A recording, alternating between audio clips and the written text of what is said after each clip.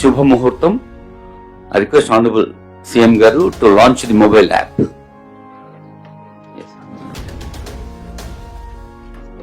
Screen పైన చూడొచ్చు.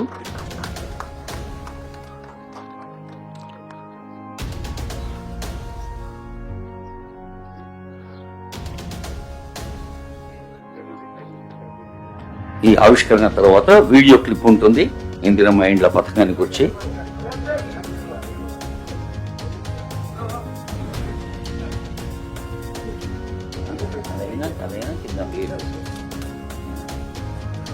అది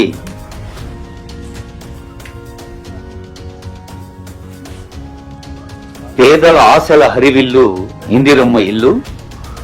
ప్రజాపాలన ప్రజా విజయోత్సవాల్లో ప్రత్యక్షంగా బడుగు బలహీన వర్గాలకి పేదలకి ఉపయోగపడే ఒక గూడు,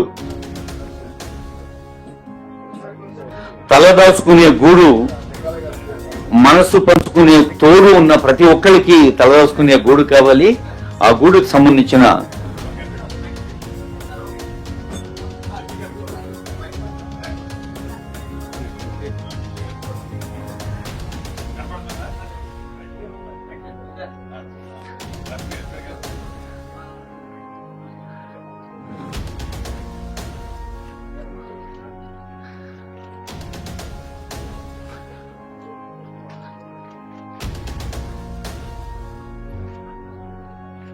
చేతుల్లో కెమెరాలు పెన్నులు లేని వాడు సపోర్ట్లు కొట్టవచ్చు.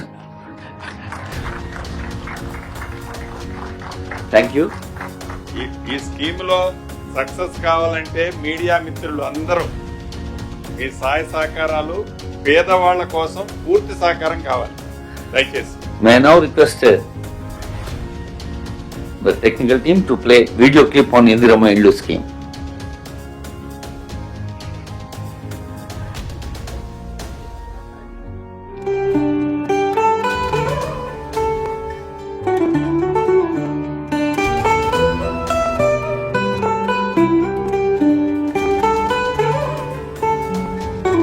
ఇళ్లు లేని ప్రతి పేదవాడి కలలకు సాకారం ఇందిరమ్మ ఇళ్లు. గతంలో 2004 నుండి 2014 వరకు ఇందిరమ్మ పథకం క్రింద 25,04,000 మందికి ఇళ్లు కట్టి ఇవ్వడం జరిగింది. ఇచ్చిన మాట ప్రకారం మన ప్రభుత్వం 5 సంవత్సరాల్లో 25 లక్షల ఇళ్లు కట్టడానికి సంకల్పించింది. ప్రజాపాలనలో ఇళ్లు లేని కుటుంబం నుండి ఇళ్ల కోసం దరఖాస్తులు తీసుకోవడం జరిగింది. ఈ సంవత్సరం 4,50,000 ఇళ్లు నిర్మించడానికి ప్రణాళిక సిద్ధం చేశారు. దరఖాస్తుదారులు ఆఫీసుల చుట్టూ తిరగకుండా ప్రతి దరఖాస్తుదారునికి ఇంటికి ప్రభుత్వ సభ్యులే వెళ్లి వారి దరఖాస్తుని పరిశీలిస్తారు. దేశంలో ఏ రాష్ట్రంలో లేని విధంగా ఇంటికి 5 లక్షల రూపాయల ఆర్థిక సహాయం చేయడం జరుగుతుంది. భూమి ఉన్న వారికి 5 లక్షలతో ఇళ్లు నిర్మిస్తారు.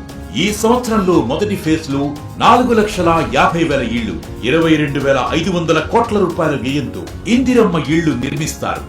ఈ యూనిట్ కాస్ట్ 400 చదరపు అడుగుల ఇంటి నిర్మాణం చేసుకోవచ్చు.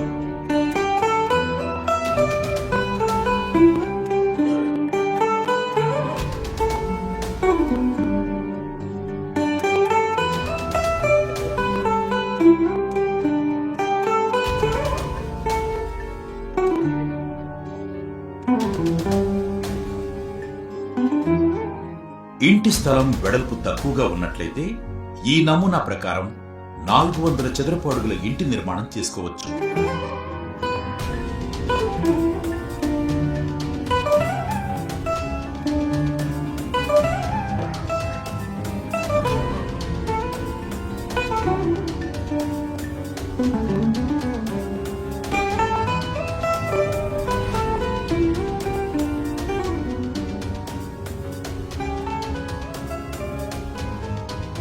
,400 చదరపు అడుగులు తగ్గకుండా 2 గదులు, కిచెన్ మరియు లెట్రిన్ ఉంటే సరిపోతుంది. ప్రభుత్వం ఇంటి నిర్మాణానికి ఎలాంటి డిజైన్ను నిర్దేశించడం లేదు.